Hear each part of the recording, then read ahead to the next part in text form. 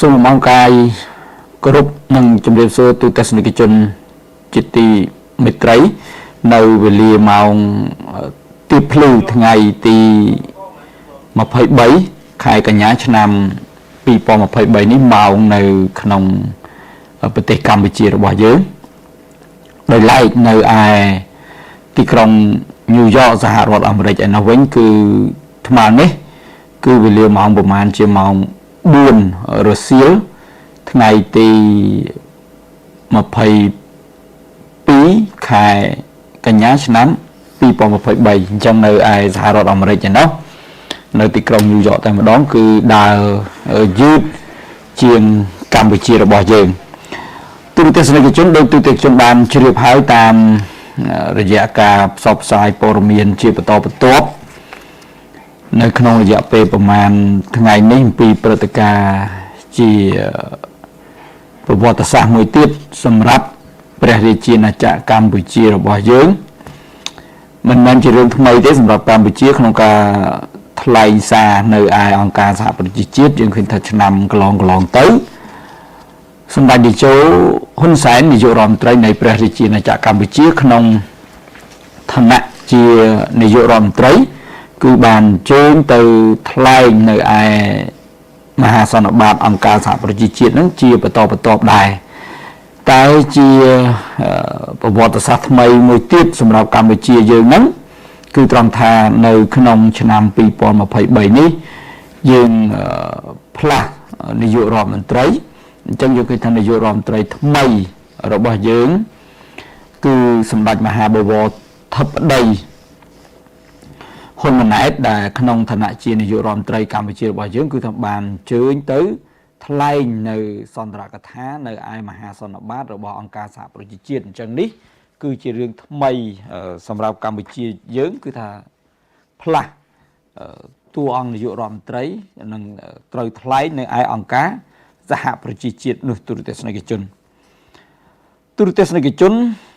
ក្នុងរយៈពេលប្រហែលថ្ងៃនេះយើងឃើញថាវេទិកានៃមហាសន្និបាតអង្គការសហប្រជាជាតិជារៀងរាល់ឆ្នាំគឺថាការថ្លែងហ្នឹងគឺប្រទេសជាសមាជិកទាំងអស់ប្រហែលជា193ហ្នឹងប្រមុខរដ្ឋាភិបាលប្រមុខរាជរដ្ឋាភិបាលឬក៏ជាតំណាងរបស់រដ្ឋាភិបាលនីមួយៗហ្នឹងតែងតែអញ្ជើញទៅថ្លែងនៅឯអង្គការសហប្រជាជាតិហើយក្នុងរយៈពេលប្រហែលថ្ងៃនេះមុននឹងមកដល់សម្ដេចមហាបវរធិបតីយើងឃើញថាមានមេដឹកនាំនៃបណ្ដាប្រទេសជាច្រើនបានឡើងទៅថ្លែងនៅ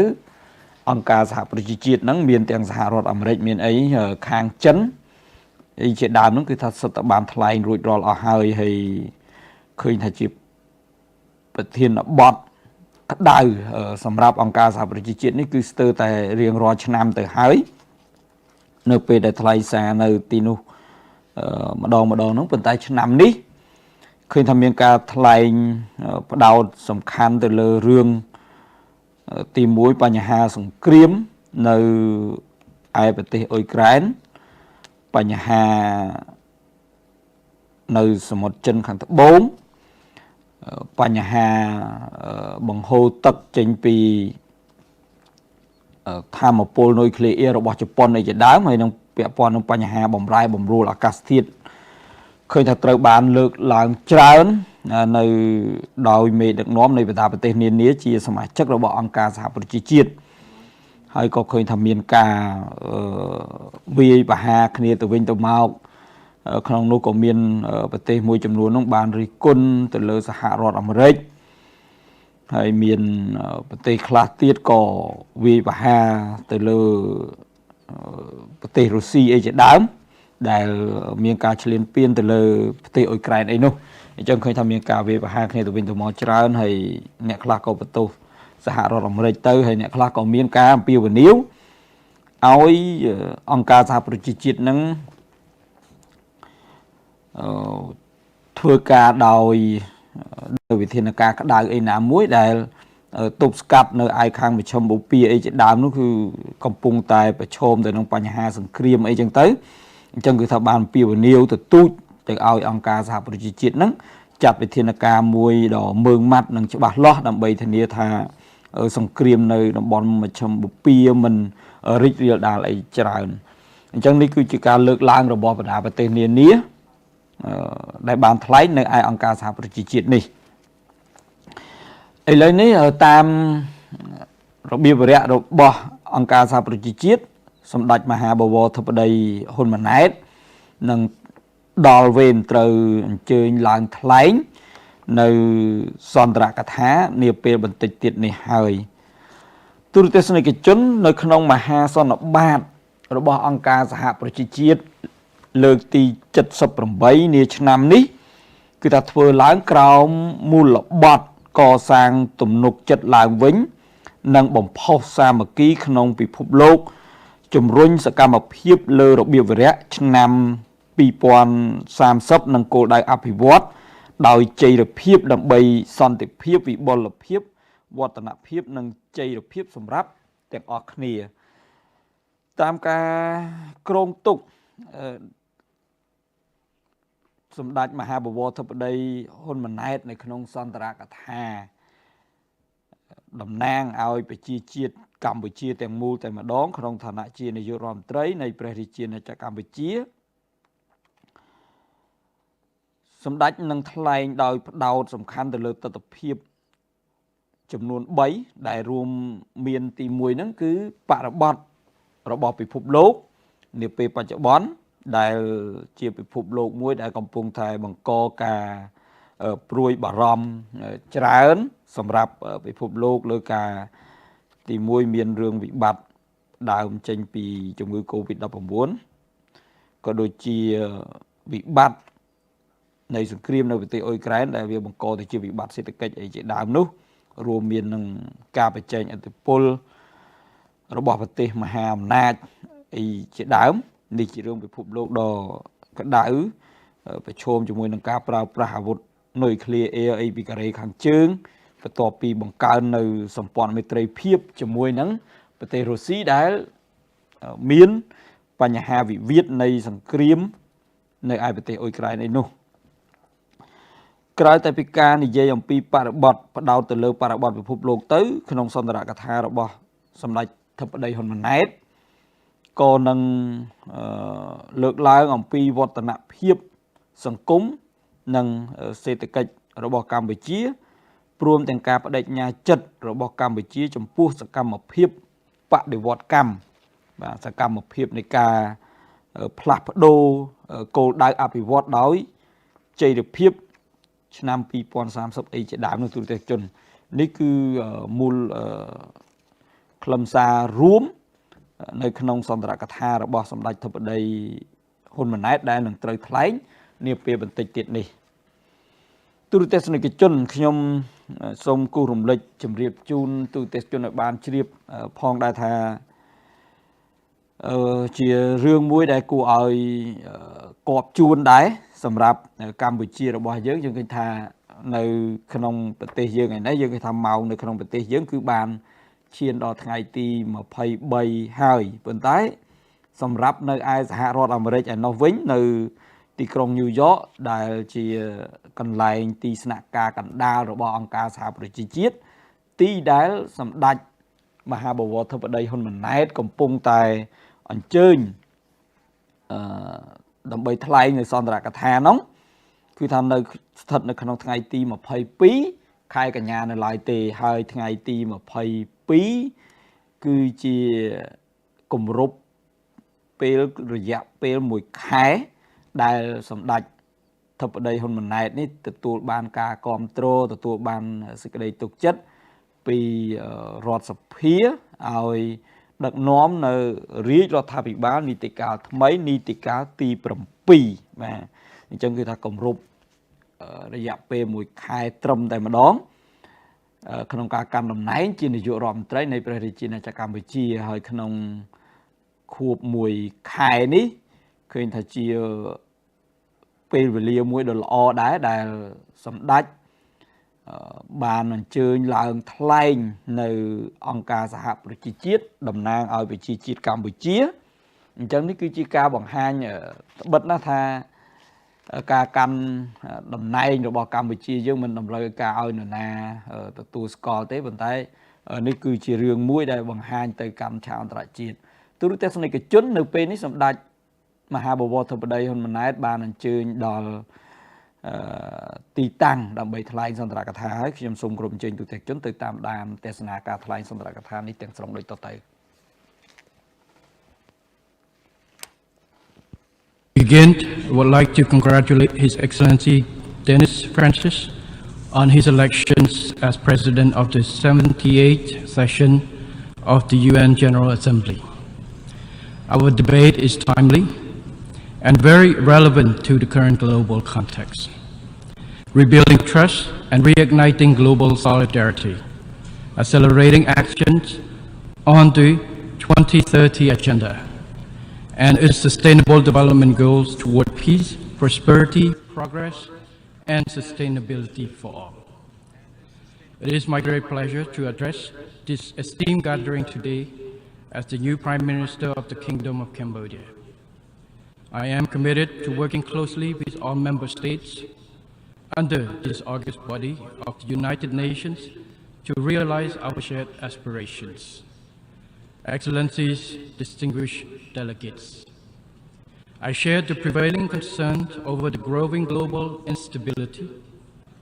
and geopolitical tensions we all witness at present.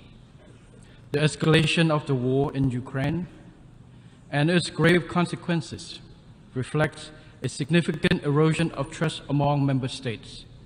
and lack of confidence in multilateralism. The competitions between super and major powers has diverted all available resources to expand security capabilities amid widening gaps in funding to address the lingering effects of COVID-19 and achieve the SDG 2030 agenda.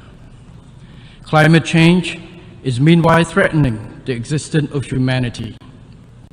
Without our bold and urgent actions, the world will see further increases in poverty, hunger, and risk of pandemics, and more entrenched cycles of instability and conflicts. It is now high time to restore the strategic security trust among all nations and trust in rule-based global systems, in which all states fully respect international laws and norms and principles enshrined in the UN Charter. We should strengthen and leverage the combining power of the United Nations systems to help reignite global solidarity to build a safer and more prosperous world for all. First and foremost, we must more strongly emphasize addressing development issues and preventing existing conflict from widening. In this regard,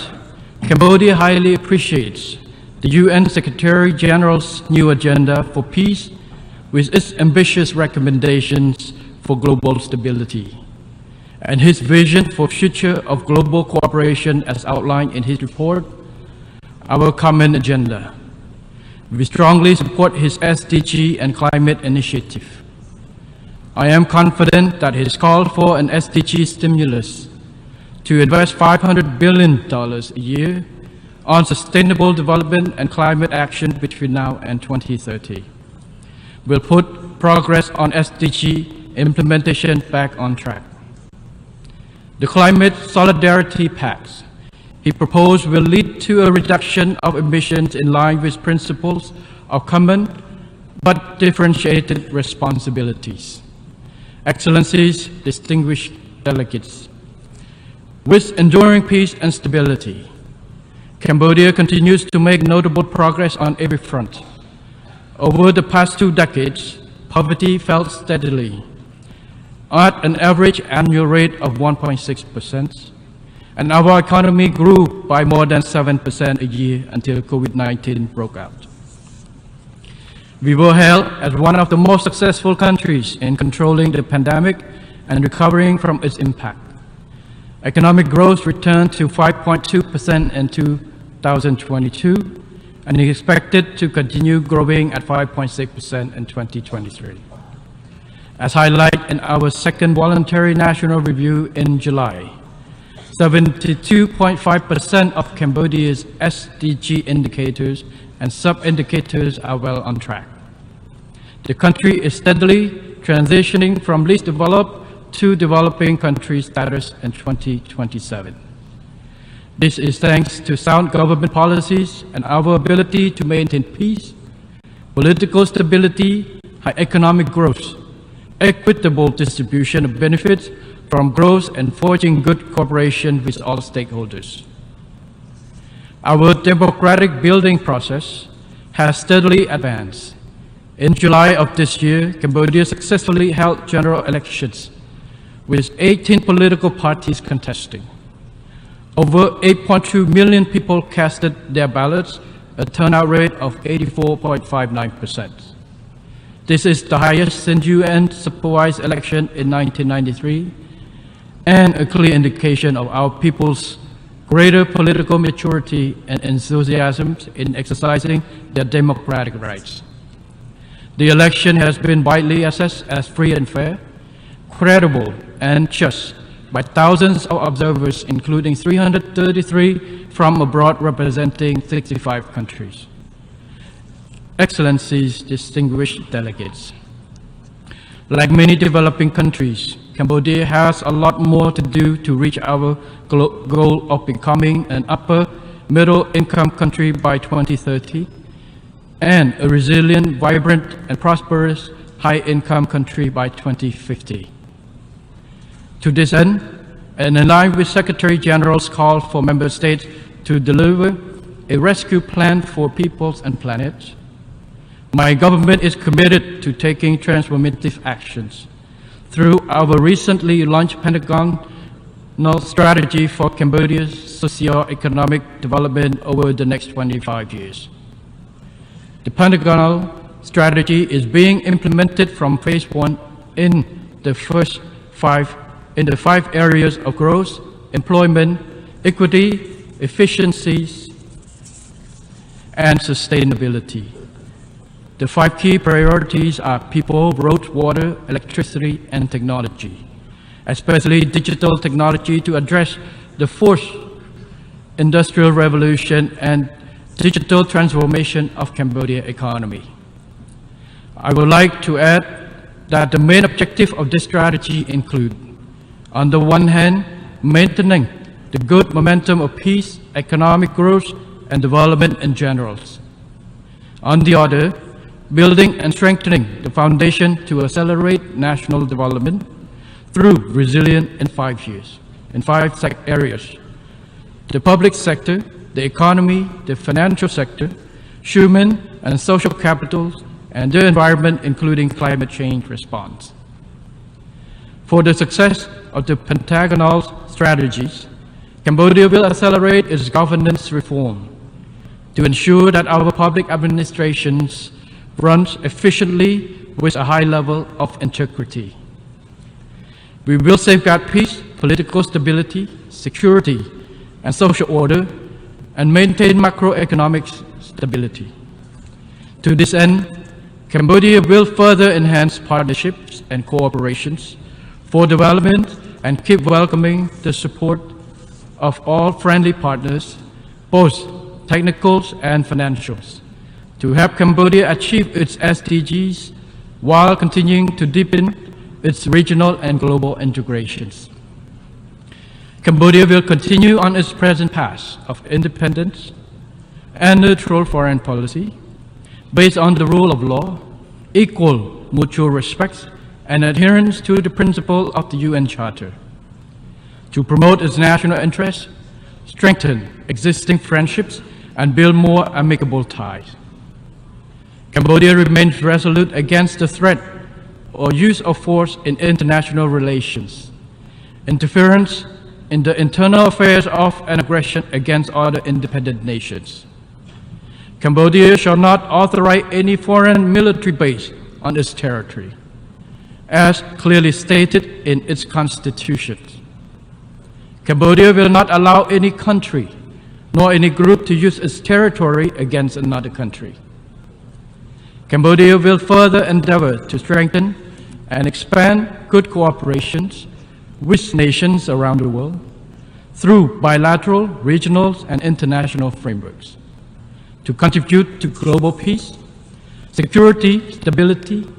sustainable development, and prosperity shared by all. Excellencies, distinguished delegates, in addition to the SDGs under the global framework,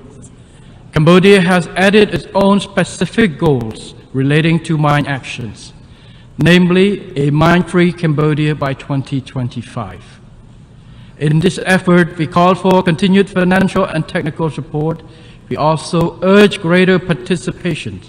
by the international community to raise awareness of the dangers of landmines and unexploded ordnance, the hidden killers that threaten human security even after armed conflicts end. Cambodia welcomes the Global Accelerator on Jobs and Social Protections for Just Transitions, initiated by His Excellency Antonio Guterres.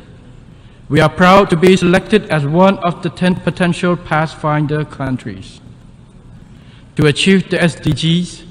Cambodia calls on international community to intensify efforts, strengthen cooperations, and rebuild trust and confidence to end wars, address the root cause of conflicts, and reinvigorate solidarity for SDG achievement. As a true contributing country,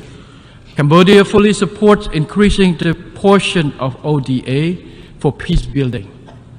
Cambodia remains steadfast in its commitment to PKOs in contributing to international peace, security, stability, which are crucial for sustainable development.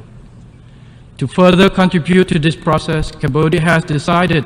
to stand for membership of the Organizational Committee of the Peace Building Commission for the term 2025 to 2026. We seek your invaluable support for our candidature to this body.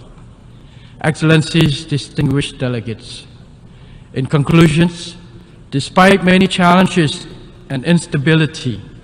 we can build a better world for all by working together towards our common goals, which reinforce mutual trust and global solidarity. Cambodia fully supports the adoption of the SDG Summit political declarations and the draft decisions of the Summit of the Future. These documents will help keep the SDGs on track and ensure their achievement by 2030. Thank you very much.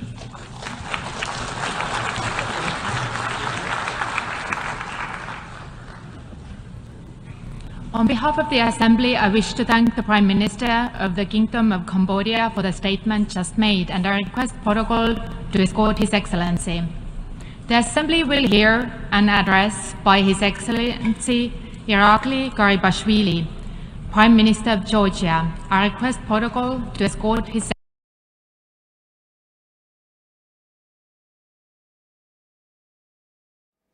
Bà tư tế sân kỳ chân chỉ tìm một trái âm bánh mình ní tư tế chân tớp nâng bàn đạp nơi cả thay nơi son ra cái thá rồi bỏ sông đạch mà ha bò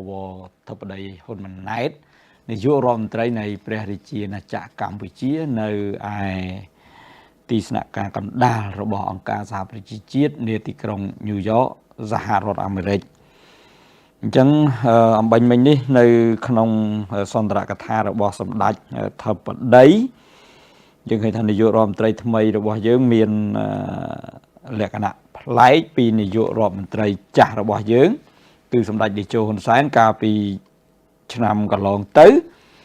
អញ្ជើញថ្លែងនៅអង្គការសហប្រជាជាតិនេះគឺថ្លែងជាភាសាខ្មែរហើយក៏មានការបកប្រែជាភាសាអង់គ្លេសនៅឯអង្គការសហប្រជាជាតិតែដោយឡែកសម្រាប់សម្ដេចមហាបវរធិបតីហ៊ុនម៉ាណែតឃើញថា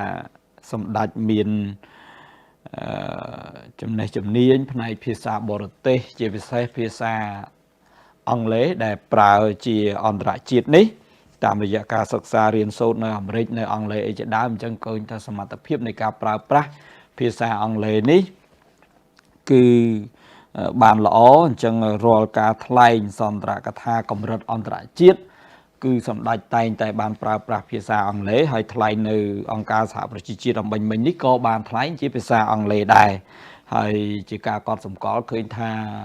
បញ្ញវន្តយុវជនខ្មែររបស់យើងនៅពេលដែលសម្ដេចថ្លែងជាអង់គ្លេសនេះក៏ឃើញថាមានការចាប់អារម្មណ៍ខ្ពស់ហើយពួកគេក៏បានសម្ដែងនៅការពេញចិត្តដែរចំពោះសម្ដេចដែលថ្លែងនៅភាសាអង់គ្លេសជាការបង្ហាញឲ្យឃើញពីសមត្ថភាពភាសាបរទេសរបស់សម្ដេចហើយក៏ជាការចែករំលែកនៅព័ត៌មានហ្នឹងទៅដល់ឆាកអន្តរជាតិហ្នឹងងាយស្រួលដែរព្រោះថាបើសិនជាយើងថ្លែងជាភាសាខ្មែរមានការបកអីចឹងទៅជាងការទទួលมันទូលំទូលាយតែនៅពេលដែលភាសាបរទេសគឺថាការទទួលព័ត៌មានហ្នឹងក៏ទូលំទូលាយដែរតែក៏ជាឧបសគ្គបន្តិចដែរសម្រាប់ប្រជាពលរដ្ឋខ្មែរយើងដែលគាត់មិន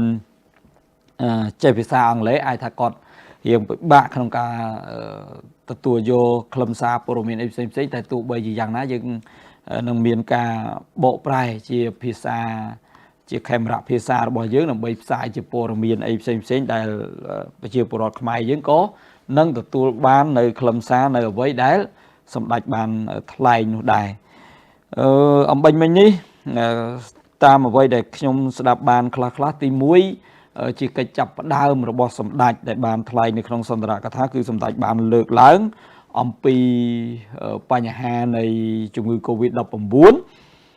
ដែលបង្កនៅវិបត្តិសម្រាប់ពិភពលោកហើយបន្ទាប់មកសម្ដេចក៏បានថ្លែងពាក់ព័ន្ធទៅនឹងគោលដៅអភិវឌ្ឍហើយរួមមានការថ្លែងពាក់ព័ន្ធនឹងការបម្រែបម្រួលអាកាសធាតុហើយបន្ទាប់មកសម្ដេចក៏បានថ្លែងអំពាក់ព័ន្ធនឹងការដាក់ចេញនៃគោលនយោបាយបញ្ចកោណរបស់រាជរដ្ឋាភិបាលដែលជាការបដិញ្ញាចិត្តមួយក្នុងការកសាងសង្គមកម្ពុជាឲ្យក្លាយទៅជាប្រទេសមានចំណូលមធ្យមកម្រិតខ្ពស់នៅឆ្នាំ2030និងក្លាយទៅជាប្រទេសមានចំណូលខ្ពស់នៅឆ្នាំ2050នឹងការថ្លែងដាក់នឹងបង្ហាញអំពីគោលនយោបាយសំខាន់របស់កម្ពុជាមួយចំនួនទៀតដើម្បីគ្រប់គ្រងដល់ដំណើរការនៃការអភិវឌ្ឍនៅក្នុងប្រទេសកម្ពុជានិងការលើកស្ទួយនៅជីវភាពរបស់ប្រជាពលរដ្ឋឲ្យបានកាន់តែល្អប្រសើរជាមួយគ្នានេះក៏ឃើញដែរសម្ដេចមហាបវរធិបតីហ៊ុនម៉ាណែតអំបញ្ញមិញក៏បានថ្លែងបង្ហាញអំពីគោលជំហរនយោបាយរបស់កម្ពុជាក្នុងការគ្រប់គ្រងនៅការស្វាស្វែងរកនៅកិច្ចចរចានានាដើម្បីដោះស្រាយនៅបញ្ហារបស់ពិភពលោកដោយផ្អែកទៅលើច្បាប់អន្តរជាតិដទៃហ្នឹងហើយបន្ថែមពីលើនោះសម្ដេចក៏បានបង្ហាញអំពីការតាំងចិត្តរបស់កម្ពុជាក្នុងការចូលរួមនៅក្នុងដំណើរការនៃសុខសន្តិភាពរបស់ពិភពលោកតាមរយៈការបដិញ្ញាចិត្តបន្តផ្ដល់នៅកម្លាំងរក្សាសន្តិភាពដើម្បីធ្វើក្រោមឆ័ត្ររបស់អង្គការសហប្រជាជាតិហ្នឹងដើម្បីធ្វើបេសកកម្មនានានៅតាមបណ្ដាប្រទេសដែលកំពុងតែមាន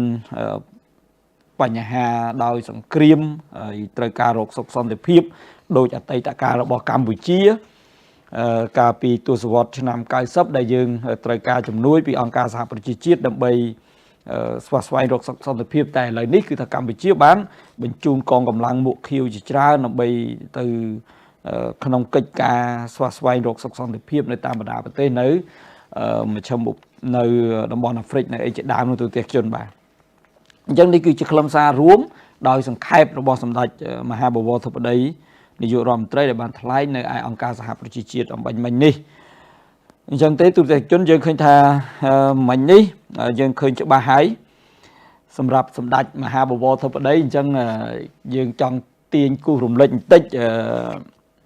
ក្រោយពេលយើងបោះឆ្នោតហើយយើងក៏ឃើញថាមានក្រុមអ្នកនយោបាយដែលប្រឆាំងនៅឯក្រៅប្រទេសក៏បានសម្ដែងមតិថាមិនទទួលស្គាល់រាជរដ្ឋាភិបាលនីតិកាលថ្មីហើយស្របពេលដែលសម្ដេចធិបតីអញ្ជើញទៅកាន់សហរដ្ឋអាមេរិកនេះគេក៏បានគៀងគរក្រុមអ្នកដែលគ្រប់គ្រងក្រុមប្រឆាំងហ្នឹងចេញធ្វើបាតកម្មតវ៉ាក្នុងចេតនាថាមិនឲ្យអង្គការសហប្រជាជាតិទទួលស្គាល់នៅរាជរដ្ឋាភិបាលថ្មីជាពិសេសមិនទទួលស្គាល់សម្ដេចមហាបវរធិបតីហ៊ុនម៉ាណែតជានាយករដ្ឋមន្ត្រីរបស់កម្ពុជាអីជាដើមទៅ ពាក់ព័ន្ធនឹងសកម្មភាពរបស់ពួកគេទាំងអស់នេះសម្ដេចធិបតីបានថ្លែងបញ្ជាក់រួចហើយវាជាការដាក់ចេញនៅគោលដៅបរាជ័យសម្រាប់សម្ដេចធិបតីថាជារឿងមួយដែលបពប្រឆាំងធ្វើទៅនឹងមិនមានលទ្ធផលអីនោះទេបាទអញ្ចឹងឥឡូវជាក់ស្ដែងយើងឃើញហើយថាសម្ដេចធិបតីមិនត្រូវបានអង្គការសហប្រជាជាតិនឹងគេបដិសេធមិនឲ្យឡើងថ្លែងនៅអង្គការសហប្រជាជាតិឬក៏គេប្រកាសមិនទទួលស្គាល់ពីសមាជិកភាពរបស់សម្ដេចថាជាមិនមែនជានាយករដ្ឋមន្ត្រីកម្ពុជាអីនោះគឺមិនមានទេអញ្ចឹងបាញ់នេះគឺសម្ដេចថ្លែងនៅក្នុងឋានៈជានាយករដ្ឋមន្ត្រីរបស់កម្ពុជាដោយពេញមុខពេញមាត់នៅលើវេទិការបស់អង្គការសហប្រជាជាតិមិនមានសន្តិសុខឬក៏អ្នកណាមួយរារាំងទេបាទនេះមិនមែនជាការចំអកបញ្ចាយទៅក្រមប្រឆាំងទេប៉ុន្តែគាត់ថាអ្វីដែលក្រមប្រឆាំងនៅក្រៅប្រទេសបានធ្វើហ្នឹងគឺទទួលបរាជ័យគឺមិនទទួលបានលទ្ធផលទេហើយនេះក៏មិនមែនជារឿងថ្មីដែរសម្រាប់ក្រមប្រឆាំងជាពិសេសមេដឹកនាំចលនាប្រឆាំងគឺលោកសំរងស៊ីនឹងតែម្ដងប្រឡូកក្នុងនយោបាយ30ឆ្នាំជាងអីហើយឃើញថាប្រកួតតាំងពីសម្ដេចតេជោក៏មិនដែលទទួលបានជ័យជំនះមិនដែលឈ្នះសម្ដេចតេជោឥឡូវនេះបន្តមកប្រកួតជាមួយនឹងសម្ដេចមហាបវរធិបតីហ៊ុនម៉ាណែតដែលជាកូនប្រុសរបស់សម្ដេចតេជោបន្ថែមទៀតហើយឥឡូវនេះបើកឆាកដំបូងនៃការប្រកួតហ្នឹងគឺឃើញថាបង្ហាញឲ្យឃើញនៅសញ្ញាបរាជ័យទៀតបាទបរាជ័យទៀតគឺតាមរយៈកម្មវិធីនៅឯទីក្រុងញូវយ៉កហ្នឹងយើងក៏ឃើញថាថ្ងៃនេះមានក្រុមប្រឆាំងនឹងមួយចំនួនដែរដែលគេធ្វើសកម្មភាពតវ៉ាអីផ្សេងនៅក្បែរទីស្នាក់ការរបស់អង្គការសហប្រជាជាតិតែនោះជាសិទ្ធិសេរីភាពនៃការបញ្ចេញមតិរបស់ក្រុមប្រឆាំងតែយើងក៏ឃើញថាមិនបានជះឥទ្ធិពលឬក៏បន្ទុចបង្អាក់រារាំងដល់ដំណើរនៃការអញ្ជើញទៅថ្លែងសន្ទរកថារបស់សម្ដេចមហាបវរធិបតីទេអញ្ចឹងនេះក៏រាប់ថាជាបេសកកម្មជោគជ័យលើកទី3ហើយសម្រាប់សម្ដេចមហាបវរធិបតីហ៊ុនម៉ាណែតក្នុងឋានៈជានាយករដ្ឋមន្ត្រីនៃព្រះរាជាណាចក្រកម្ពុជាលើបេសកកម្មការងារក្រៅប្រទេសហើយលើកនេះអាចថាជាបេសកកម្មដ៏ធំព្រោះថាថ្លែងនៅលើវេទិការបស់អង្គការសហប្រជាជាតិគឺជាការថ្លែងតំណាងឲ្យជាតិកម្ពុជាយើងទាំងមូលហើយថ្លែងទៅកាន់ឆាកអន្តរជាតិក្នុងឋានៈជានាយករដ្ឋមន្ត្រីនឹងអញ្ចឹងវិសាលភាពនៃការបង្ហាញអំពីតួនាទីរបស់កម្ពុជាយើងក្នុងនាមជាសមាជិករបស់អង្គការសហប្រជាជាតិហ្នឹងគឺទលំទលាយណាស់តាមរយៈវេទិកានៃអង្គការសហប្រជាជាតិនេះទូរទស្សនិកជនខ្ញុំក៏សូមជម្រាបជូនទូរទស្សនិកជនឲ្យបានជ្រាបដែរថាមុននឹងការអញ្ជើញថ្លែងនៅសន្ទរកថានៅឯអង្គការសហប្រជាជាតិនាថ្ងៃនេះយើងក៏ឃើញថាសម្ដេចធិបតីបានជួបភ្ញៀវជាច្រើនដែលក្នុងនោះរួមមានដូចជារដ្ឋមន្ត្រីការបរទេសរបស់អូស្ត្រាលីអនុរដ្ឋមន្ត្រីស្ដីទីរបស់សហរដ្ឋអាមេរិកហើយក៏មានភ្ញៀវមួយចំនួនទៀតក្នុងនោះក៏មានទាំងអតីតយោធារបស់សហរដ្ឋអាមេរិកក៏សម្ដេចបានអញ្ជើញជួបពិភាក្សាដើម្បីបន្តពង្រឹងពង្រីកកិច្ចទំនាក់ទំនងក៏ដូចជាកិច្ចសហប្រតិបត្តិការលើផ្នែកសេដ្ឋកិច្ចអីផ្សេងនោះបន្ថែមពីលើនេះនៅថ្ងៃនេះព្រឹកមិញហ្នឹងម៉ោងនៅសហរដ្ឋអាមេរិកព្រឹកថ្ងៃទី22សម្ដេចធិបតីហ៊ុនម៉ាណែតក៏បានជួបជាមួយនឹងបានអញ្ជើញជាធិបតីភាពនៅក្នុងវេទិកាធុរកិច្ចរវាងអាមេរិកនិងកម្ពុជាដែលជាវេទិកាមួយជជែកដើម្បីពង្រីកថាការរស់ស៊ីអញ្ចឹងចោះនិយាយដោយសាមញ្ញដើម្បីជាការពង្រីកនៃការវិនិយោគឱកាសនៃពាណិជ្ជកម្មអីជាដើមរវាងអាមេរិកជាមួយនឹងកម្ពុជាដែលរំពឹងថានឹងមានផ្លែផ្កាល្អមានកិច្ចសហប្រតិបត្តិការនៃការធ្វើធុរកិច្ចហ្នឹងរវាងកម្ពុជានិងអាមេរិកហ្នឹងកាន់តែល្អប្រសើរជាការនាំមកនៅប្រយោជន៍សម្រាប់ប្រជាជាតិកម្ពុជារបស់យើងទូរទស្សនិកជនដូចខ្ញុំបានជម្រាបអំបញ្ញមិញដោយសារតែពេលនេះជាគម្រប់ពេល1ខែនៃការឡើងកាន់តំណែងជានាយករដ្ឋមន្ត្រីរបស់ សម្ដេចមហាបវរធិបតីហ៊ុនម៉ាណែតដូច្នេះខ្ញុំចង់គូសរំលឹកបន្តិចខ្ញុំមានផ្សាយនៅលើ Fresh News ប៉ុន្តែខ្ញុំចង់សង្ខេបជូនទូទាំងជនឲ្យបានជ្រាបបន្តិចដែរថាតើរយៈពេល1ខែនេះសម្ដេចធិបតីបានធ្វើអីខ្លះហើយមានភាពលេចធ្លោអីខ្លះកត់សម្គាល់អីខ្លះយ៉ាងម៉េចមុននឹងខ្ញុំបិទបញ្ចប់ការផ្សាយផ្ទាល់អញ្ចឹងជាការកត់សម្គាល់យើងឃើញថាសម្ដេចធិបតីក្នុងឋានៈជានាយករដ្ឋមន្ត្រីក្នុងរយៈពេល1ខែបើយើងនិយាយអំពីលទ្ធផលការងារវាហាក់ដូចជាលឿនពេក1ខែហ្នឹង4សប្តាហ៍អញ្ចឹងលឿនណាស់ប៉ុន្តែទោះបីជាយ៉ាងណាយើងក៏ឃើញថាមានសមិទ្ធផលលទ្ធផលការងារមួយដែលគួរឲ្យកត់សម្គាល់ដែលរំលេចឲ្យឃើញអំពីភាពជាអ្នកដឹកនាំឬក្នុងឋានៈជានាយករដ្ឋមន្ត្រីរបស់សម្ដេចធិបតីអញ្ចឹងយើងឃើញថាជាការចាប់ផ្ដើមសម្ដេចធិបតីបានផ្ដល់កិច្ចការសំខាន់ក្នុងដំណើររាជរដ្ឋាភិបាលនីតិកាលថ្មីគឺថាការរៀបចំក្បាលម៉ាស៊ីនរាជរដ្ឋាភិបាលក៏ដូចជា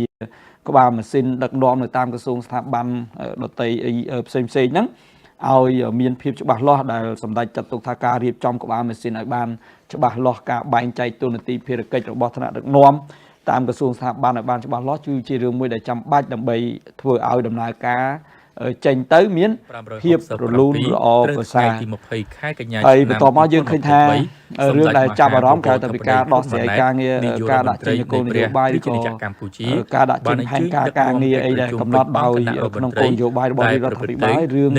ដែលយើងក៏សម្គាល់នោះគឺរឿងសង្គមជាការចាប់អារម្មណ៍មួយរបស់សម្ដេចធិបតីនឹងខាងក្រោមសម្ដេចបានតាមដានលើការងារសង្គមនេះរហូតដល់ប្រកាសបង្កើតនៅក្រុមការងារដើម្បីដោះស្រាយបញ្ហាដែលទទួលបានលើបណ្ដាញសង្គមអញ្ចឹងតាមរយៈបណ្ដាញសង្គមសម្ដេចបានអន្តរាគមន៍លើរឿងសំខាន់មួយចំនួនដែលយើងបានដឹងដែលសម្ដេចបានបង្ហាញរួមមានការដោះស្រាយបញ្ហា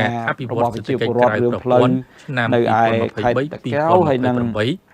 នៅស្រុកមុខកំពូខេត្តកណ្ដាលនេះជាករណីតាមបណ្ដាញសង្គមហើយបន្ទាប់មកយើងក៏ឃើញថាពាក់ព័ន្ធនឹងការផ្ទុះការនយោបាយសំខាន់ថ្នាក់ចិត្តមួយចំនួនការតវ៉ាមួយចំនួនពីអ្នកពីបងប្អូនដែលរស់ស៊ីនៅលើសេដ្ឋកិច្ចក្រៅប្រព័ន្ធពាក់ព័ន្ធនឹងការឲ្យទៅចុះបញ្ជីឬក៏ការសុំច្បាប់ដើម្បីធ្វើអាជីវកម្មរបស់ខ្លួនសម្បីតែអ្នកកាត់សក់អ្នកអីត្រូវសុំធ្វើច្បាប់អីហ្នឹងពីនៃក្រសួងមុខងារសាធារណៈខេត្តស្រុកខណ្ឌអីចឹងយើងឃើញថាមានការប្រតិកម្មច្រើនពេលនោះក៏សម្ដេចបានចេញចំណាត់ការភ្លាមឲ្យផ្អាកនៅនីតិវិធីឬក៏ការងារនោះបាទដែលជាការបង្ហាញឲ្យឃើញពីការយកចិត្តទុកដាក់មួយទៅលើអ្នកសេដ្ឋកិច្ចក្រៅប្រព័ន្ធបន្ទាប់មកទៀតយើងក៏ឃើញថាទៅលើរឿងបណ្ដាញសង្គមនេះដែរគឺសម្ដេចក៏បានយើងឃើញថារឿងនោះផ្ទុះគួរឲ្យកត់សម្គាល់ដែរគឺថាការតែងតាំងតំណែងមេប៉ុស្តិ៍មួយរូបនៅឯខេត្តកំពង់ធំដែលជាអតីតចៅប្លន់ទូមាសអញ្ចឹងនៅពេលដែលបណ្ដាញសង្គមត្រូវបានរំលឹកបើកកកាយអតីតភាពចៅប្លន់ខ្លាយទៅជាមេប៉ុស្តិ៍នោះសម្ដេចក៏បានចេញបញ្ជាឲ្យមានការស្រាវជ្រាវភ្លាមអញ្ចឹងរហូតដល់ការឈានទៅដកតំណែងមេប៉ុស្តិ៍នោះវិញហើយដកបញ្ឈប់ក្របខ័ណ្ឌមន្ត្រីនគរបាលហើយសូម្បីតែស្នងការក៏ត្រូវបានប្រឈរជើងដែរយកទៅបម្រើការងារនៅស្នងការវិញបាទអញ្ចឹងនេះយើងឃើញថាជាការកត់សម្គាល់ហើយផ្ដើមចេញពីរឿងហ្នឹងក៏ឈានទៅដល់ស្នងការរងនៅឯខេត្តកំពតក៏ត្រូវបានដកប្រឈរជើងដូចគ្នាត្រូវបានប្រឈប់ពីតួនាទីដូចគ្នាព្រោះតែអតីតភាពជាអ្នកលួចអាចភេទអីចឹងទៅអញ្ចឹងនេះគឺជារឿងមួយដែលយើងបង្ហាញឃើញថាសម្ដេចក្រៅតែពីរឿងការងារផ្សេងទៅក៏បានបង្ហាញការតាមដានទៅលើបណ្ដាញសង្គមដើម្បីទទួលបានព័ត៌មាននានាពីប្រជាពលរដ្ឋហើយឃើញថាបានឆ្លើយតបយ៉ាងរហ័សរហួនហើយឃើញថាប្រជាពលរដ្ឋបានចាប់អារម្មណ៍ទៅលើចំណុចទាំងអស់នេះក្រៅពីនេះយើងក៏ឃើញដែរការកិត្តគូមួយទៀតជាប្រយោជន៍សម្រាប់ពលករអ្នកធ្វើការក្រៅប្រទេសអញ្ចឹងទី1ពាក់ព័ន្ធនឹងពលករនេះគឺថាសម្ដេចបានសម្រេចឲ្យមានការបង្កើតកន្លែងធ្វើលិខិតឆ្លងដែននៅតាមស្ថានទូតរបស់ខ្មែរយើងនៅក្រៅប្រទេសហើយដោយចាប់ផ្ដើមពីប្រទេសកូរ៉េខាងត្បូងឃើញថាមានការសាទរពីបងប្អូនពលកររស់នៅឯកូរ៉េខាងត្បូងហើយបន្ទាប់មកនៅឯប្រទេសថៃគឺថាសម្ដេចបានសម្រេចឲ្យបង្កើតកុងស៊ុលមួយនៅឯភាគខាងត្បូងប្រទេសថៃនៅខេត្តសង្ខឡាដើម្បីផ្ដល់សេវានានាជូនដល់ប្រជាពលរដ្ឋខ្មែរយើងជាអ្នក ធ្វើការជាអ្នកសិក្សារៀនសូត្រអីជាដើមឬក៏រស់នៅអីនៅតំបន់នោះក៏ទទួលបានការសាទរដូចគ្នាពីប្រជាពលរដ្ឋជាពីពលករយើងដែលរស់នៅឯប្រទេសថៃបន្ទាប់មកមួយទៀតរឿងដែលចាប់អារម្មណ៍មួយដែរគឺសម្ដេចធិបតីបានណែនាំទៅឧបនាយករដ្ឋមន្ត្រីនេតសវឿនឲ្យពិនិត្យបច្ច័យទៅលើកម្រៃសេវាសម្រាប់ការឆ្លងព្រំដែនរបស់ពលករខ្មែរយើងអីជាពិសេសនៅខាងព្រំដែនថៃដែលកន្លងមកធ្លាប់មានរឿងមិនប្រក្រតីយកកម្រៃសេវាលើសក្រៅផ្លូវការអីជាដើមអញ្ចឹងទៅអញ្ចឹងសម្ដេចក៏បានណែនាំឲ្យសិក្សានិងដោះស្រាយទៅលើបញ្ហានេះគឺសុទ្ធតែជារឿងដែលលេចធ្លោនាំឲ្យមានការកត់សម្គាល់នៅក្នុងបណ្ដាញសង្គមហើយរឿងដែលគេចាប់អារម្មណ៍មួយទៀតនោះទូទាំងជនគឺពាក់ព័ន្ធទៅនឹងការបង្កើតនៅអាជ្ញាធរគ្រឿងញៀនហើយជាមួយការជំរុញនិងដាស់តឿនឲ្យមន្ត្រីរបស់យើងយកចិត្តទុកដាក់ឲ្យបានខ្ពស់ទៅលើការប្រយុទ្ធប្រឆាំងនឹងគ្រឿងញៀននេះដែលបញ្ហាគ្រឿងញៀននេះក៏ជាការងារអាទិភាពរបស់រាជរដ្ឋាភិបាលនៅក្នុងនីតិកាលថ្មីនេះផងដែររឿងមួយទៀតគឺថាពាក់ព័ន្ធទៅនឹងរដ្ឋបាលសាធារណៈក៏ជាការធ្វើកំណែតម្រង់មួយដ៏ធំនៅក្នុងរាជរដ្ឋាភិបាលនីតិកាលថ្មីដូច្នេះយើងឃើញថារឿងដែលចាប់អារម្មណ៍ក្នុងនោះគឺនៅក្នុងនីតិកាលថ្មីនេះតំណែងជារដ្ឋមន្ត្រីប្រតិភូអមនាយករដ្ឋមន្ត្រីគឺថាអត់អាចកាន់តួនាទីនៅតាមក្រសួងស្ថាប័ននៅតាមក្រសួងទៀតទេខុសពីអាណត្តិចាស់បាទអាណត្តិចាស់គឺថារដ្ឋមន្ត្រីប្រតិភូអមនាយករដ្ឋមន្ត្រីគាត់អាចជារដ្ឋលេខាធិការអីនៅតាមក្រសួងអីចឹងដែរទៅតែនៅក្នុងនីតិកាលថ្មីនេះគឺអត់មានទេរដ្ឋមន្ត្រីប្រតិភូអមនាយករដ្ឋមន្ត្រីគឺមានតួនាទីតែមួយអត់មានតួនាទីជារដ្ឋលេខាធិការនៅតាមក្រសួងនោះឡើយហើយបន្ថែមពីលើនេះគឺថាការចេញនៅព្រះរាជក្រឹត្យមួយទៀតពាក់ព័ន្ធនឹងការកំណត់តួនាទីជាទីប្រឹក្សាជាជំនួយការនៅតាមក្រសួងឬក៏ឋានៈដឹកនាំនៃរាជរដ្ឋាភិបាលហ្នឹងគឺអត់មានឋានៈស្មើដែល